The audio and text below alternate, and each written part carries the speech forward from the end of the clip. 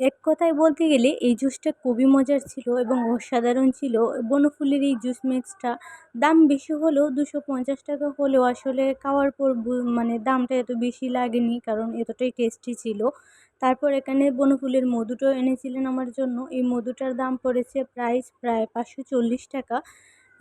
৳৪০ হলেও এটা ছিল অরিজিনাল অস্ট্রেলিয়া থেকে আমদানি করা হয়েছে। তো মধুটা খুব বেশি অরিজিনালি আমার কাছে মনে হয়েছে এবং খেতেও খুব বেশি মজা ছিল। তো দামটার ক্ষেত্রে মধুটা তেমন একটা দাম মনে হয়নি আমার কাছে। কারণ এখানে ২০০ গ্রামের মতো ছিল। তো টেস্ট করে দেখি এটা টেস্টটা কেমন।